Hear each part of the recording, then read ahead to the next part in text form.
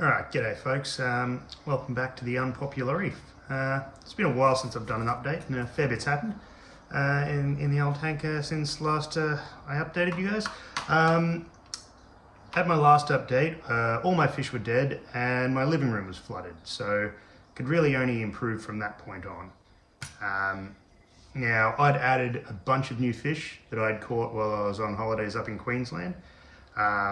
Another thing, I've actually added the new light to the tank. It's a AI Blade, the 4-foot version. It's off at the moment because I only have the Kessel lighting it. I like it. It's a good light. Probably don't need the Kessel and it. I'm only using it as a fill light.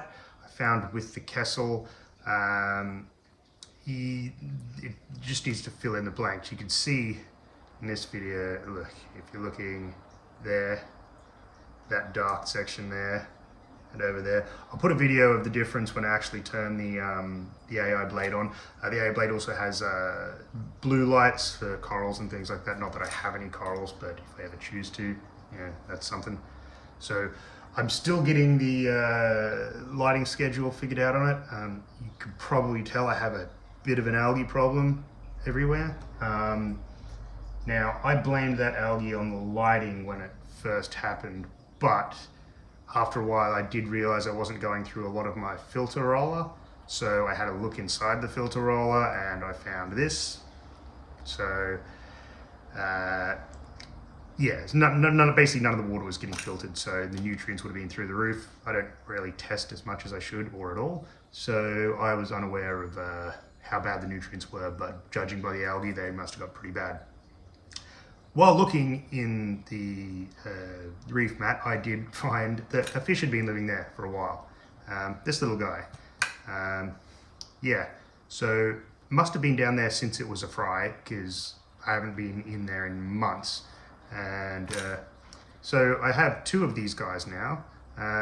The black guy is the one that came out of the sump, and maybe that's just a result of him spending his life in darkness.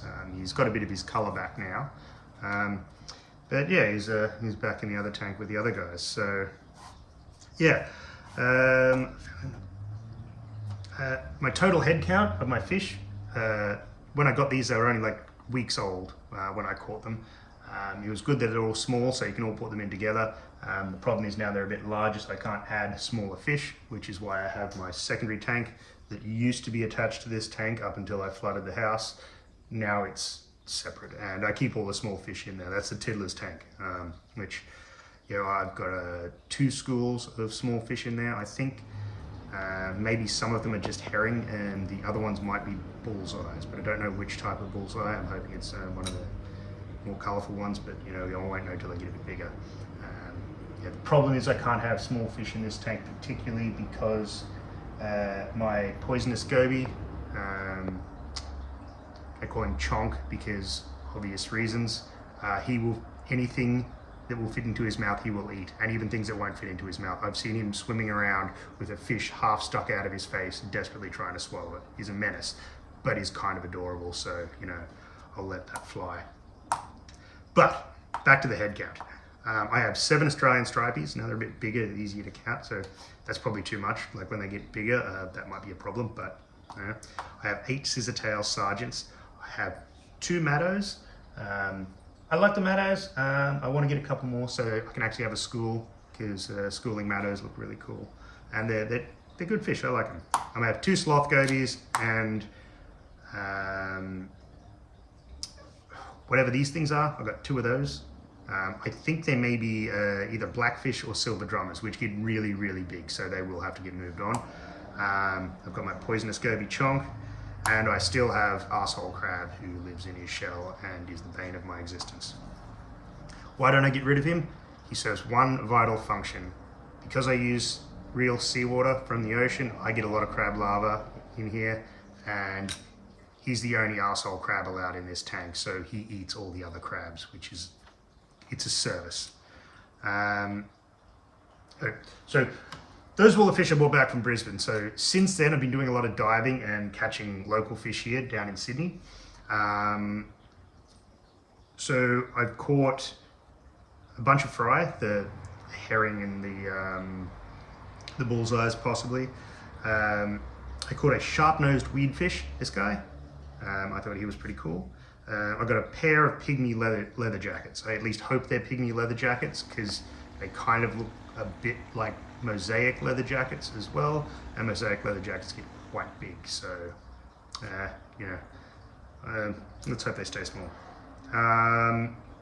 And just today I caught a fire damsel. I don't know if he's been swimming around in the background, if you can see him, but he is a very, very, very cool fish. I've been trying to catch one for a long time, and I am absolutely stoked that I finally got one. So that's good. What next? I'm still not finished with the. There's my fire goby. Fire damsel, sorry. Oh, if you're wondering, some of these fish names, they go by a couple of different names. So, you know, I think fire damsel is also called speckled damsels in some other places. I get all my names from this one. So if you want to know where I'm finding all these fish names, that's where I get them. Pretty good book. It's got everything you need in it. What it doesn't have in it is whatever these fish are. I see them around a lot when I'm diving, and I want one. I can't find them anywhere. I can't find any reference to any fish that looks anything like this.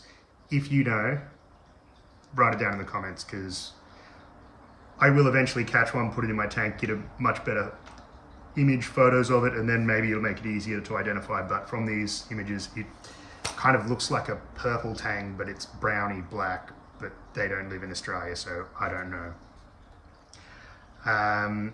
I want to get a couple more maddo next time I'm diving. They're generally pretty easy to catch. So maybe have a school of 4 or 5. That'd be pretty cool.